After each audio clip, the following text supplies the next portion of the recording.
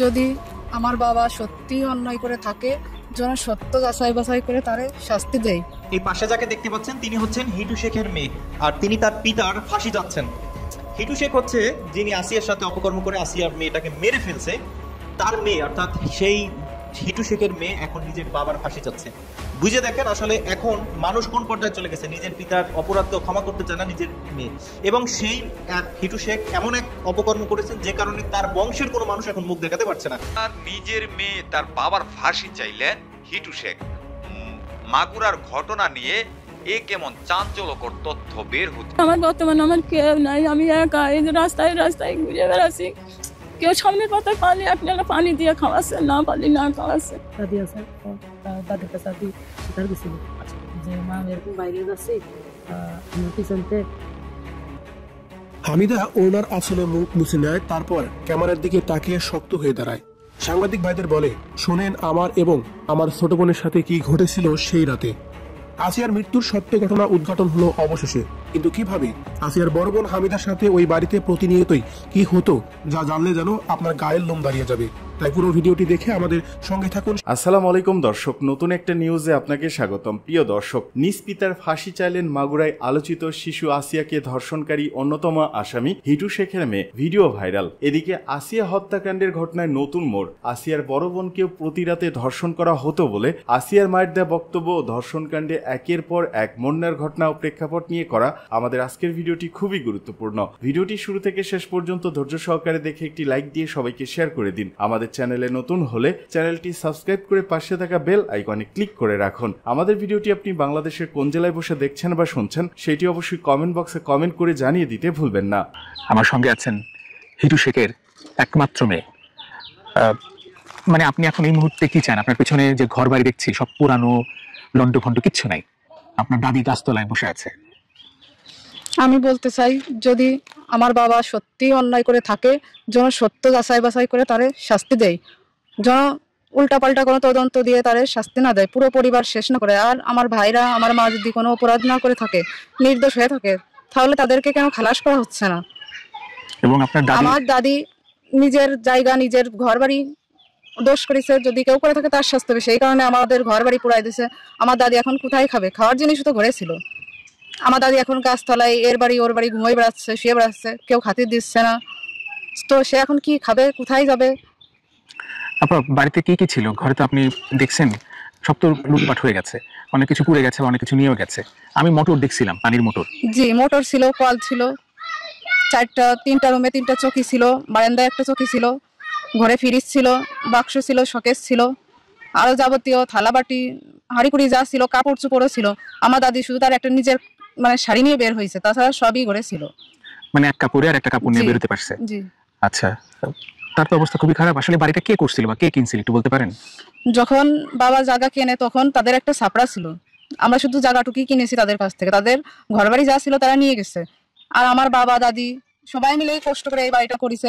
আমার আব্বু গরু পুষতো, আমার আম্মু সেইগুলো খায়নি বলে তো সেইটা বেছেই মনে করেন 4 মাস আগে আমার ভাইয়ের বিয়ের কথা শুনেই আমরা এইগুলো প্লাস্টার করেছি, ঠিক করেছি, ঘরের ভিতরে বাথরুম গোসলখানা করেছে।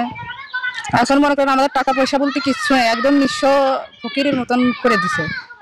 আচ্ছা, এই যে আপনার বাবা সম্পর্কে যেটা শুনছি, একটা ওনার আগেও দু একটা ঘটনার কথা মানুষ বলতেছে, আমরা তো দেখিনি।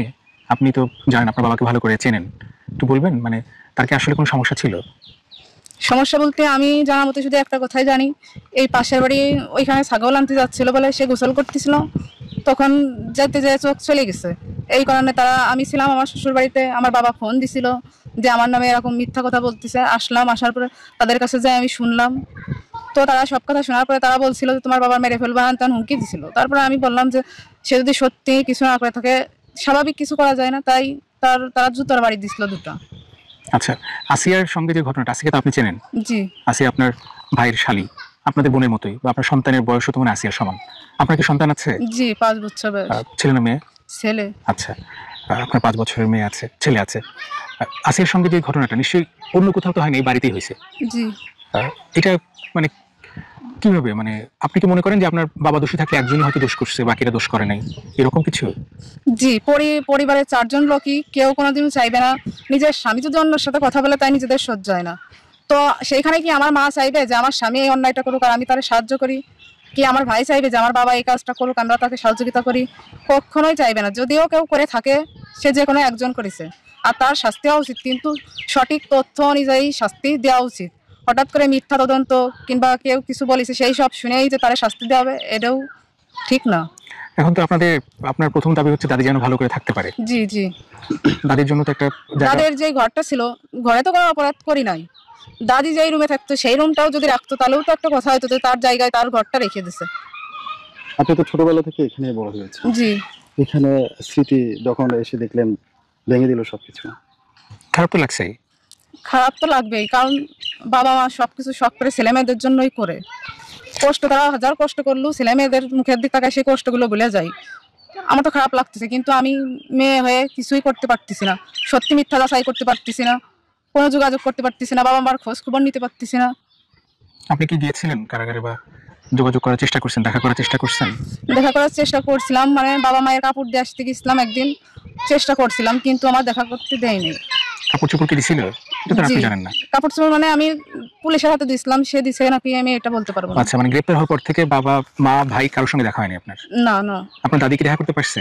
না, সেও দেখা করতে পারেনি। মানে টোটালি তারা কেমন আছে আপনারা জানেন না? না। আচ্ছা ঠিক আছে, মানে শেষ দাবিটা হচ্ছে দাদিটা যেন এখানে ঘর করে থাকতে পারে। জি, আর আরেকটা দাবিও আমার আছে, সত্য যাচাই করে যেন শাস্তি দেওয়া হয়, কারণ পরিবারের 4 জনই দোষী না, যে কোনো একজন দোষ করেছে। এবং এখন তো 1 টাকা পয়সাও নাই, কিছুই নাই, মানে ঘরের থেকে তো আমরা কিছু নিই নাই, সবই যা ছিল ঘরে ছিল। বাবা মা যখন চলে গেছে আমি ছিলাম আমার শ্বশুর বাড়িতে, আমি আসছি 3:30টার দিক, তখন এসে তো আমি বাবারে পাই নাই, শুনতেও পাই নাই সে টাকা পয়সা কোথায় রাখিছে, কি কোথায় আছে। জি জি। আচ্ছা, ঘর যখন ভেঙেছে তখন কি ছিলেন আপনি? না, আমি আমার শ্বশুর বাড়িতেই ছিলাম, আমি ওখান থেকে ফোনে দেখেছি ঘরে আগুন ধরাই দিছে। আচ্ছা আচ্ছা আচ্ছা, এসেও দেখলেন পুরো বাড়ি শেষ? কিছু তো নাই। ঠিক আছে আপা। আসিয়ার মৃত্যুর সত্য ঘটনা উদ্ঘাটন হলো অবশেষে, কিন্তু কিভাবে আসিয়ার বড় বোন হামিদার সাথে ওই বাড়িতে প্রতিনিয়তই কি হতো যা জানলে যেন আপনার গায়ের লোম দাঁড়িয়ে যাবে। তাই পুরো ভিডিওটি দেখে আমাদের সঙ্গে থাকুন। সেই সাথে এই ভিডিওতে কোনো প্রকার ছবি ব্যবহার করা হবে না, শুধু একটা ভিডিওর মাধ্যমে কথাগুলো তুলে ধরা হবে। পুরো ঘটনা শুনলে আপনিও অবাক হবেন সেই রাতে ছোট্ট আসিয়া এবং তার বোনের সাথে কি হয়েছিল। চলুন তাহলে মূল পর্বে যাওয়া যাক। আমি সবটাই জানি সেদিন রাতে কি ঘটেছিল আসিয়ার সাথে, শুধু সে রাত্রে নয়, প্রতি রাতে কি ঘটেছে তোমার শ্বশুর বাড়িতে, সেসব কথা আমি বলবো নাকি তুমি নিজেই বলবে? এমন কথা শুনলে যেন আসিয়ার বড় বোন হামিদা বসে পড়ে, অপরাজিতার পায়ে ধরে। আপা, কিছু বললেন না, আমার ছোট বোনের জীবন তো শেষ হয়েছে, আমার জীবন নষ্ট হতে দিয়েন না। উৎসুক জনতা অবাক হয়ে তাকিয়ে আছে। হঠাৎ কি কথোপকথন হয়েছে যে হামিদা পল্টি খায় গেল, তার দিকটা একবার দেখে নিল অপরাজিতা। তারপর হামিদার 2 কাঁধে হাত রেখে উঠিয়ে নেয়, তারপর বলে, দূর পাগলি, তোর কিছুই হবে না, অমানুষগুলো তো ধরাই পড়েছে, তাছাড়া যারা অপরাধ করেছে তাদের দোষ, তুই তো অকারণে ভয় পাচ্ছিস কেন? আমরা সবাই পুরো দেশবাসী তোমার সাথে আছি, তোমার সাথে থাকবো। ওইসব নরপশুদের সর্বোচ্চ শাস্তি না হওয়া পর্যন্ত আমরা রাজপথ ছাড়বো না। এবার ওড়না নিয়ে মুখ লুকিয়ে রাখে হামিদা। অপরাধীরা হামিদার মুখ থেকে ওড়না সরিয়ে দিয়ে বলে, তুমি চাও না আসিয়ার সঠিক বিচার পাক, অপরাধীরা শাস্তি পাক? জি আপা, চাই। তাহলে মুখ খোলো, সত্যি কথা বলে দাও, সবাই জানুক সত্য ঘটনা। হামিদা এবার ক্যামেরার দিকে তাকিয়ে থাকে, সাংবাদিকরা তার দিকে তাকিয়ে আসে। হামিদা আবার 2 হাত দিয়ে মুখ ঢাকে, ফুপিয়ে ফুপিয়ে কেঁদে ওঠে। অপরাজিতা বলে, কাঁদো, কেঁদে কেঁদে হালকা হও, নিজের মধ্যে সাহস ফিরিয়ে আনো, শক্ত হয়ে দাঁড়াও, মুষ্টিবদ্ধ হাত উপরে উঠাও, চিৎকার করে বলো, আমি মানুষ, আমারও আছে ভালোভাবে বাঁচার অধিকার। হামিদা ওনার আসলে মুখ মুছে নেয়, তারপর ক্যামেরার দিকে তাকিয়ে শক্ত হয়ে দাঁড়ায়। সাংবাদিক ভাইদের বলে, শোনেন আমার এবং আমার ছোট বোনের সাথে কি ঘটেছিল সেই রাতে। হামিদা নির্ভয়ে বলে, আমি হামিদা, বাবা মায়ের প্রথম কন্যা সন্তান, অভাবের সংসার আমাদের, তাই পড়াশোনা করা হয়নি।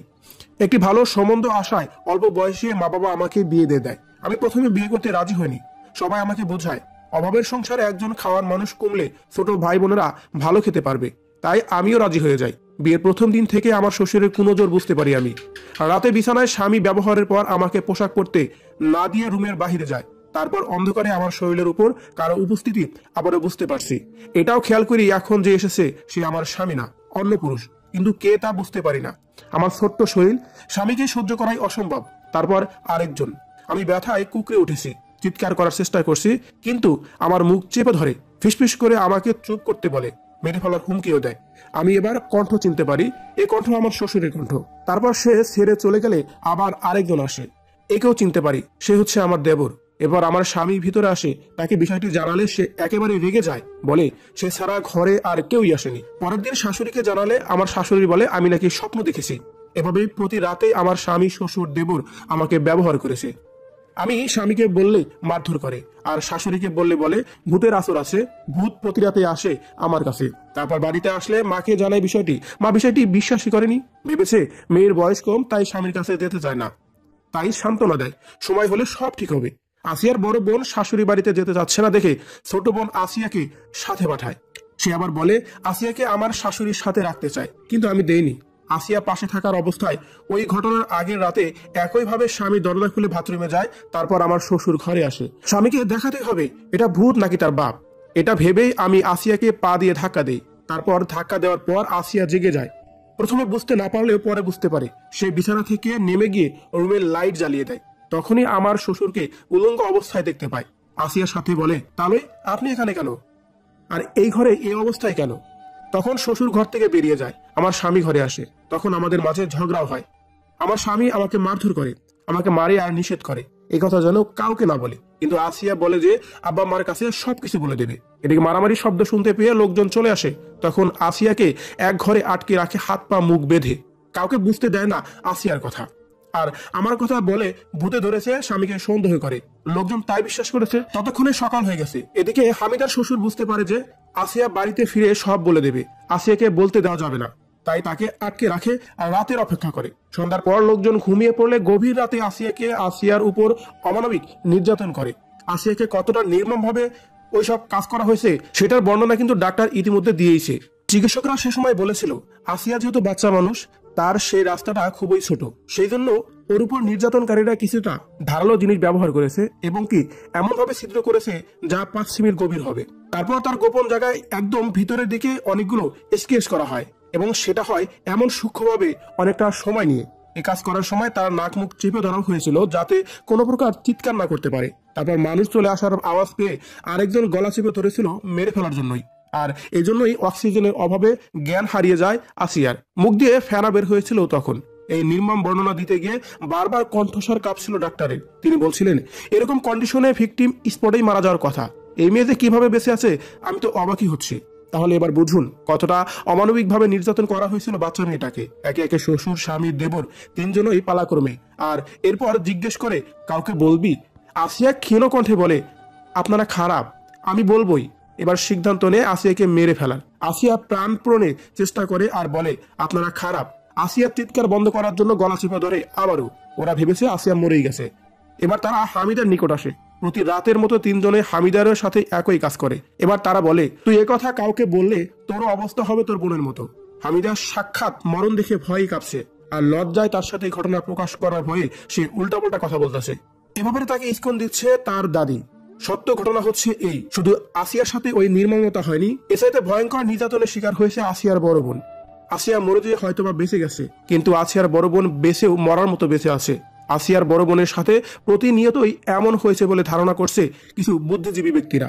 তাই তো তারা আসিয়া এবং আসিয়ার বড় বোনের এর সাথে এমন ঘটনার বর্ণনা দিয়ে এভাবেই ফেসবুকে বিভিন্ন প্রকার পোস্ট করা হচ্ছে এবং কি বিভিন্ন প্রকার কথাই রীতিমতোই ভাইরাল করা হচ্ছে। সর্বোপরি এটা আমার কোনো গল্প নয়, এটা বানানো কোনো কাহিনীও নয়, সবকিছু ফেসবুক এবং বিভিন্ন জায়গা থেকে সংগ্রহ করে এই কথাগুলো বলা। কেন জানি মনে হলো এই ঘটনার সাথে কিছুটা হলেও আসিয়ার বড় বোনের সাথে হামিদার মিল আছে। তসলিমা নাসরিনের নামে যে কোনো সময় মামলা কিংবা গ্রেপ্তারি পরোয়ানা জারি হতে পারে। আবারও বিতর্কে বিতর্কিত লেখিকা তসলিমা নাসরিন এবার তার একটি ফেসবুক পোস্ট নিয়ে কলকাতা পুলিশের কাছে অভিযোগ জানালেন কলকাতা হাইকোর্টের একজন আইনজীবী। অভিযোগ তসলিমা নিজের ফেসবুক পেজে ধূমপানরত মহিলাদের ছবি পোস্ট করে ধূমপানে অন্যদের উৎসাহিত করছেন। এ নিয়ে আইনি ব্যবস্থা নেওয়ার দাবি জানিয়ে কলকাতা পুলিশের কাছে অভিযোগপত্র পাঠিয়েছেন আইনজীবী মুকুল বিশ্বাস। আইনজীবী জানিয়েছেন চলতি মার্চ মাসের 4 তারিখ লেখিকা তসলিমা তার ফেসবুক পেজে ধূমপানরত মহিলাদের ছবি দিয়ে একটি পোস্ট করেন। সেখানে মহিলাদের ধূমপানের অধিকার নিয়ে কথা বলা হয়েছে। আইনজীবীর দাবি এই ছবি এবং অধিকারের কথা বলে তসলিমা অন্যদের ধূমপানে উৎসাহিত করছেন। আইনজীবীর বক্তব্য ধূমপান শুধুমাত্র স্বাস্থ্যের জন্য ক্ষতিকর নয়, আইনগত এবং সামাজিকভাবে ধূমপান নিয়ে নাগরিকদের নিরুৎসাহিত করা হয়। এর ফলে শুধু ধূমপায়ীরাই নন, যারা ধূমপান করেন না তাদের জন্য মারাত্মক স্বাস্থ্য ঝুঁকি তৈরি হয়। ফলে জনবহুল জায়গায় ধূমপানকে উৎসাহিত করলে জনস্বাস্থ্যকে আরো বিপন্ন করে তোলার সম্ভাবনা রয়েছে। আইনজীবীর আশঙ্কা, তসলিমা নাসরিন একজন প্রভাবশালী সোশ্যাল মিডিয়া ব্যক্তিত্ব। ফেসবুকে তার যথেষ্ট ফলোয়ার রয়েছে, ফলে তার এই বার্তা অন্যদের প্রভাবিত করতে পারে। তাই অনতিবিলম্বে যাতে তসলিমার পোস্ট সরিয়ে নেওয়া হয় সে বিষয়ে কলকাতা পুলিশের কাছে আবেদন জানিয়েছেন আইনজীবী। পাশাপাশি তার বিরুদ্ধে আইনি ব্যবস্থা নেওয়ারও আবেদন জানিয়েছেন। সোমবারই কলকাতা পুলিশের কমিশনার, যুগ্ম কমিশনার এবং ওসি সাইবার থানাকে তিনি অভিযোগপত্র পাঠান। আইনজীবী আরও জানান, এই ধরনের পোস্ট আইন বিরোধী। তসলিমা একজন প্রভাবশালী লেখিকা। অভিযোগ পেয়ে পুলিশ কাজ না করলে তার সহকর্মী আইনজীবী সিদ্ধার্থ গোস্বামী কলকাতা হাইকোর্টে মামলা দায়ের করবেন বলে হুঁশিয়ারি দিয়েছেন মুকুল।